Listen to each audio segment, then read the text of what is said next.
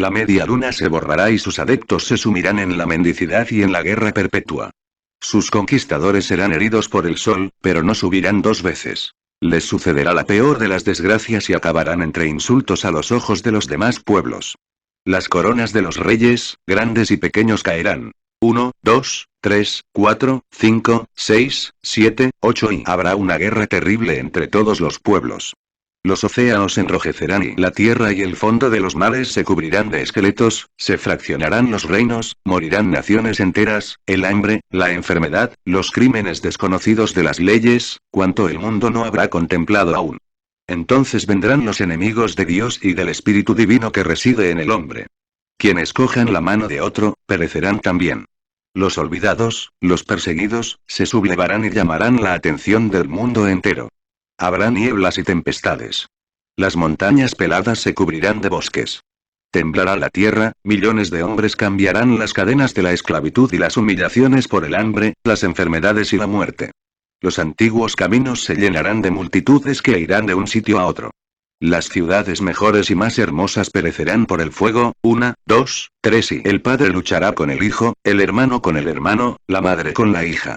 El vicio, el crimen, la destrucción de los cuerpos y de las almas imperarán sin frenos, se dispersarán las familias, desaparecerán la fidelidad y el amor y de 10.000 hombres, uno solo sobrevivirá, un loco, desnudo, hambriento y sin fuerzas, que no sabrá construirse una casa, ni proporcionarse alimento y aullará como un lobo furioso, devorará cadáveres, morderá su propia carne y desafiará airado a Dios. Se despoblará la tierra. Dios le dejará de su mano.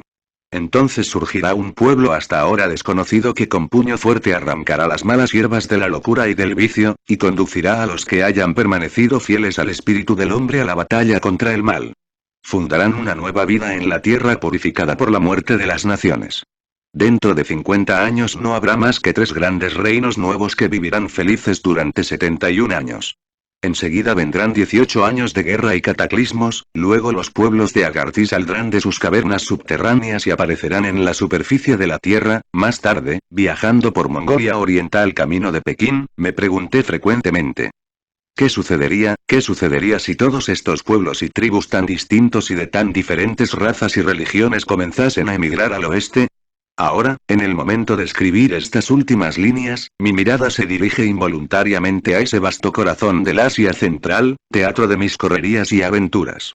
A través de los torbellinos de nieve o de las tempestades de arena del Gobi, veo el rostro de Lututu de Narambanchi cuando, con tono reposado, me descubría el secreto de sus íntimos pensamientos, señalando al horizonte con su fina mano de aristócrata.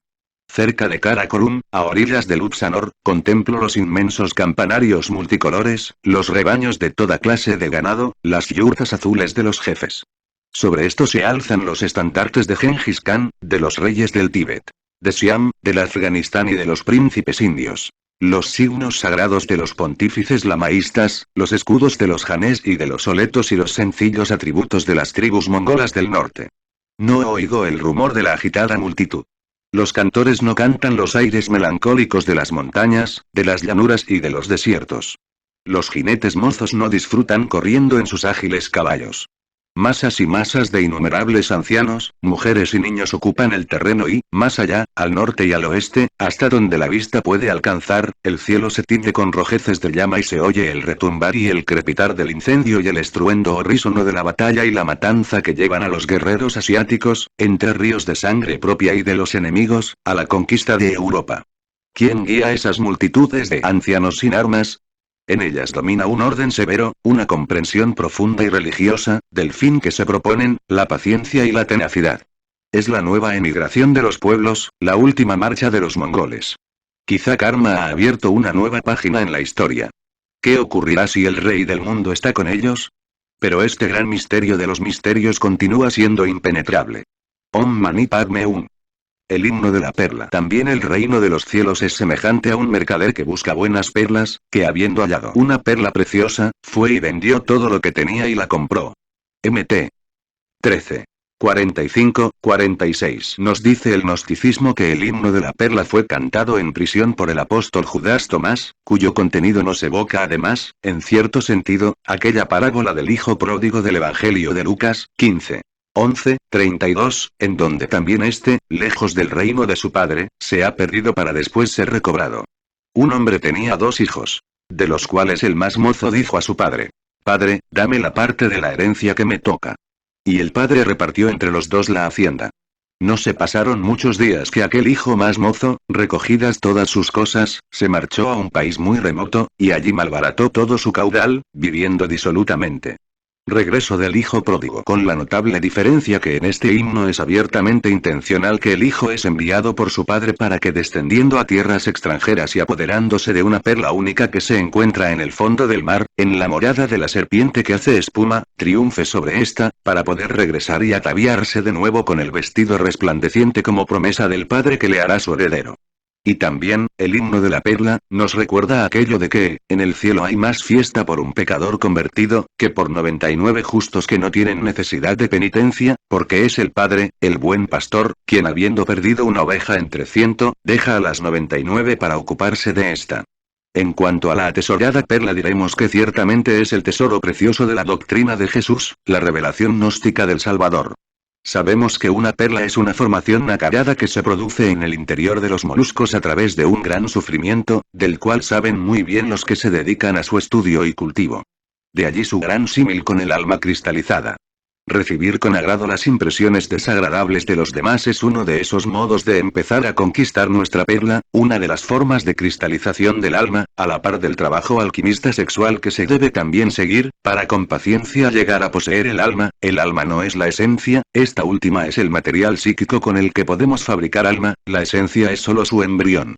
El alma es, entonces, la cristalización de un conjunto de poderes, atributos, virtudes y sobre todo de cuerpos solares. Luego seguirá la mayor aspiración de toda alma humana. Llegar a encarnar lo divino, simbolizado en el himno de la perla como el viaje a la ciudad celeste, el ascenso del gnóstico a la plenitud de la fusión con la divinidad. Y solo quien posee alma, la ciudad simbólica de Belén, podrá encarnar al niño sol, el Cristo íntimo, para revivir una vez más su pasión, muerte, resurrección y ascensión. El alma se conquista, pero también puede llegarse a perder, y esto es lo que se denomina en el estudio esotérico bodhisattvas caídos. Pero el espíritu, el ser, la mónada, etc., de donde depende un alma, permanece siempre allí, esperando nuevas oportunidades. Nunca mejor dicho. Un alma se tiene, un espíritu se es. Y lo más significativo del himno de la perla, esotéricamente hablando, es que formó parte de los procesos finales de la gran obra de este maestro. Que un día podríamos ser igualmente llamados, y en presencia de un número selecto de otros seres, deberemos cantar, declamar, recitar, etc., nuestro propio himno de la perla o como se le tuviese que llamar, en alabanza y gloria de nuestro Padre, Madre interior, porque en verdad son ellos quienes hacen posible el triunfo final. Por esos días, la mente del iniciado, el Tomás interior, estará recluido en la peor de las cárceles, la psicológica, y cantar un himno será previo a la libertad definitiva, como lo han hecho los apóstoles Andrés, Juan y Pedro, entre otros tantos, en relación a la cruz. A continuación el himno de la perla del apóstol Tomás. Cuando era niño vivía en mi reino en la casa de mi padre, y en la opulencia y abundancia de mis educadores encontraba mi placer, cuando mis padres me equiparon y enviaron desde el oriente, mi patria. Comentario. Gratos son los recuerdos de la inocencia en el seno de nuestro ser, pero no basta la inocencia, es necesario tener conciencia de ella, y será la transmigración del alma en la materia la que concederá esta dolorosa oportunidad.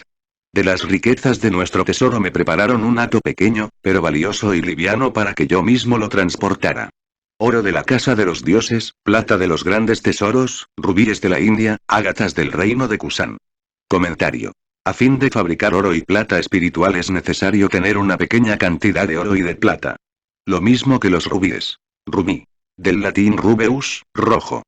Definido en las culturas europeas e indianas como piedra del sol. Un símbolo de fuerza, de fuego interior, del amor o de la pasión. Estas piedras preciosas, de un color rojo vivo, que muy bien representan al espíritu potencial.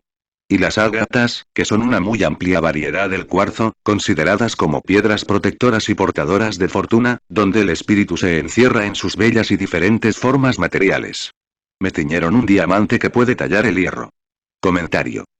El diamante, la gema preciosa, por excelencia, indomable y dura, con la cual se formará más tarde la piedra filosofal, el Cristo resurrecto de la gran obra.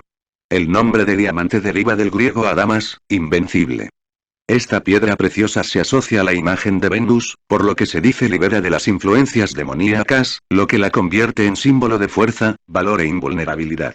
Me quitaron el vestido brillante que ellos amorosamente habían hecho para mí, y la toga purpúrea que había sido confeccionada para mi talla. Comentario. Ya está dicho, la inocencia debemos conquistarla a través de la gnosis, que es la doctrina del Salvator Salvandus, o del que se salva a sí mismo a través del conocimiento del ser, porque el autoconocimiento del sí mismo es extra y suprahumano. Es un conocimiento supraconsciente que depende de sí, que nada tiene que ver con lo humano. Hicieron un pacto conmigo y escribieron en mi corazón, para que no lo olvidara, esto. Si desciendes a Egipto y te apoderas de la perla única que se encuentra en el fondo del mar en la morada de la serpiente que hace espuma, entonces, vestirás de nuevo el vestido resplandeciente y la toga que descansa sobre él y serás heredero de nuestro reino con tu hermano, el más próximo a nuestro rango. Comentario. Egipto es nuestra tierra filosofal, en cuyo interior se extiende un río, también interno por donde debemos aprender a navegar. Este Nilo secreto es en cada uno de nos, la espina dorsal con su bajo, medio y alto Egipto, y en sus aguas espermáticas mora la serpiente, dragón que haciendo espuma con sus deseos nos oculta la perla única, el alma consciente. El más próximo al rango de nuestro Padre interior es el segundo Logos, el Cristo íntimo. Abandoné Oriente y descendí acompañado de 2 guías pues el camino era peligroso y difícil y era muy joven para viajar. Comentario. Oriente, el mundo electrónico o solar, la morada de los espíritus. Descendiendo del oriente solar, el uno se hace 2 y se multiplica conforme continúa bajando de dimensión en dimensión.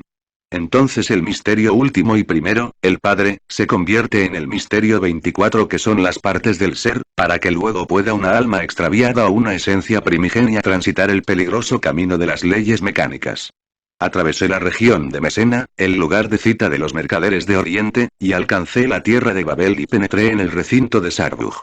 Comentario. Los mercaderes de cualquier parte son siempre mercaderes, pero lo importante es que representan el interior de nuestro templo. Los mercaderes de Oriente, los que comercian con los valores energéticos solares, depositados en nuestra máquina orgánica, y tan necesarios para la autorrealización.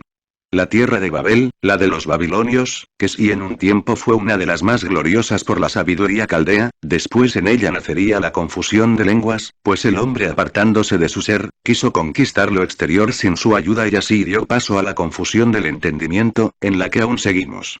Babel, la de los demonios salvajes de Sarbujo del yo pluralizado. Llegué a Egipto y mis compañeros me abandonaron. Comentario. Compañeros que son 2 inicialmente, 24 partes del ser después, y hasta 49 fuegos tiene el ser, que se sintetizan en 12 partes si nos atenemos al cristianismo esotérico, pero que sin autorrealización estarán luego en contradicción consigo mismas, hasta que pueda ser posible su integración. Me dirigí directamente a la serpiente y moré cerca de su albergue esperando que la tomara el sueño y durmiera y así poder conseguir la perla. Comentario. La serpiente o el dragón es el fuego cósmico que de modo espiral y particular subyace en toda vida orgánica e inorgánica.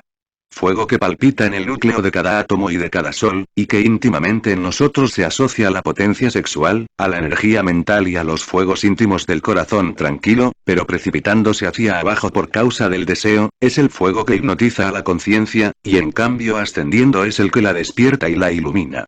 Y cuando estaba absolutamente solo, extranjero en aquel país extraño, vi a uno de mi raza, un hombre libre, un oriental joven, hermoso y favorecido, un hijo de nobles, y llegó y se relacionó conmigo y lo hice mi amigo íntimo, un compañero a quien confiar mi secreto. Comentario. Es difícil, mas no imposible encontrar a los hombres libres, a los maestros de la Blanca Hermandad, los seres autorrealizados, que son guías por siempre de la humanidad, cuya misión es mantener viva la llama de la tradición y la revelación. Le advertí contra los egipcios y contra la sociedad de los impuros. Y me vestí con sus atuendos para que no sospecharan que había venido de lejos para quitarles la perla e impedir que excitaran a la serpiente contra mí. Comentario. Estos egipcios impuros son los hombres esclavos de sí mismos, los hombres libres nos ofrecen la doctrina, la palabra de salvación, pero no basta escuchar la palabra, hay que hacer la carne y sangre. Pero de alguna manera se dieron cuenta de que yo no era un compatriota. Me tendieron una trampa y me hicieron comer de sus alimentos. Comentario. La mente es en verdad, siempre, la causa principal de la caída en la generación y en la degeneración, y será por esta que resucitará siempre el yo, la separatividad. Mientras, el ser jamás come basuras, jamás bebe nada inmundo a su naturaleza. La mente en cambio